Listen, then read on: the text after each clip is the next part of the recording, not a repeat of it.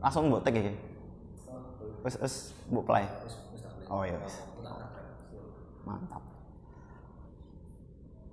Halo kawan Blank Space, perkenalkan saya Rido, psikolog klinis dari Blank Space. Nah, pada kesempatan kali ini Blank Space akan mengangkat tema inner child. Nah, apa itu inner child? Kalau dari bahasanya ya, kan itu artinya anak-anak. Tapi bukannya kita udah dewasa. Kalau kita udah dewasa kan berarti udah bukan anak-anak lagi. Nah, mari kita akan bahas bersama. Coba teman-teman bayangkan ketika teman-teman itu anak-anak. Nah, apa yang terlintas di pikiran? Pastinya akan pengalaman yang menyenangkan seperti bermain, kemudian berlarian tanpa takut terkena masalah dan hidup menjadi bebas seperti itu. Nah, itu adalah ciri-ciri dari anak-anak. Memang inner child ini adalah bagian dari diri kita yang mewakili sifat dari anak-anak tersebut. Jadi inner child ini bukan sesuatu yang menjadi masalah gitu, karena dari situ merupakan sumber dari kebebasan, keberanian, optimisme.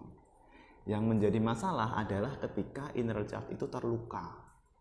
Nah, kalau inner child-nya itu terluka, anak kecilnya yang terluka, apa yang akan dia lakukan? Pasti dia akan menangis, kemudian merengek dan akhirnya membuat repot gitu. Jadi analoginya hampir mirip seperti itu. Ketika kita memiliki inner child yang terluka, kita akan membawa anak tersebut dalam diri kita sampai kita dewasa. Akhirnya akan mencemari dari kehidupan kita. Nah, contohnya gini, pernah nggak teman-teman itu merasa udah sedih, selain sedih kemudian juga ketergantungan dengan orang lain atau memiliki adiksi gitu. Nah, itu bisa jadi tanda inner child kita sudah terluka. Kenapa inner child ini bisa terluka? Yang pertama itu kalau kita lihat ya, dari rentang perkembangan manusia kan dimulai dari anak-anak. Setiap anak-anak itu memiliki kebutuhan-kebutuhan dan tugas-tugas perkembangan. Namun apa yang terjadi ketika kita anak-anak, pasti kita memiliki suatu masalah yang besar ya. Kayak misalnya nih, ketika kita bermain, kemudian kita menangis karena jatuh. Lingkungan bisa saja membuatnya menjadi hal yang bermasalah gitu, seperti jangan menangis. Kemudian juga ketika kita sedang tertawa bebas gitu juga kita dimarahin misalnya, jangan teriak-teriak gitu. Itu kan menjadi kita merepress emosi kita gitu. Akhirnya kita menjadi merasa bahwa ada yang salah dengan diri kita gitu, karena kita dibatasi, kita nggak jadi diri yang otentik. Nah, itu yang terjadi ketika anak-anak. Kemudian ketika kebutuhan akan kepercayaan dan rasa sayang itu tidak terpenuhi karena banyak tuntutan dan permasalahan, akhirnya luka itu tetap ada dan kita bawa sampai kita dewasa. Nah, itu yang kemudian termanifestasi dari perilaku-perilaku seperti adiksi, ketergantungan dengan orang lain itu, karena ada luka yang belum selesai, unfinished business. Nah, kalau seperti itu, apa yang harus kita lakukan? Jadi ketika kita memiliki inner child yang terluka, memang dibutuhkan suatu action gitu ya, atau sosok yang bisa untuk istilahnya menyayangi dan merawat anak tersebut. Nah, siapa yang paling bisa? Yaitu adalah diri kita sendiri gitu.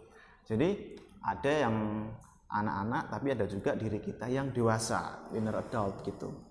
Nah, untuk kita bisa mendampingi anak-anak ini, kita perlu sosok orang dewasa yang menyayangi gitu, yang memiliki cinta tanpa syarat terhadap anak itu tadi. Nah, caranya adalah dengan kita mau merasakan kehadiran anak itu. Jadi ketika misalnya teman-teman itu merasakan gejolak emosi gitu, coba disadari apakah ini dari sosok inner child kita, apakah dia ingin berbicara dengan kita, apa yang mereka butuhkan sebenarnya.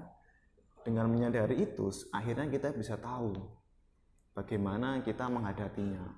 Misalnya karena kita memiliki luka ya, dalam masa kecil itu pernah disepelekan. Kemudian ketika kita dewasa, kita memiliki menghadapi situasi yang mirip di pekerjaan atau di sekolah. Kemudian akhirnya kita menjadi tertrigger seperti itu.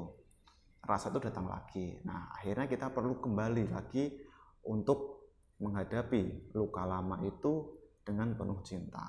Akhirnya akan terbentuk yang namanya inner bonding gitu. Jadi adanya sosok dari kita yang dewasa agar bisa mendampingi itu dengan penuh cinta. Akhirnya anak tersebut kemudian ketika kita sudah istilahnya itu merawat, dia akan menjadi anak yang bahagia. Dari sebelumnya itu terluka, akhirnya menjadi anak yang bahagia gitu.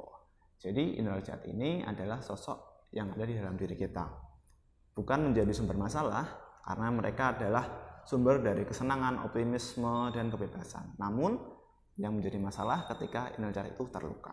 Jadi tanggung jawab kita untuk merawat dan menjaga dia agar tidak terluka. Oke, seperti itu. Apabila teman-teman masih ada yang ingin ditanyakan, silahkan DM blank space di sini atau di sini. Oke, dadah.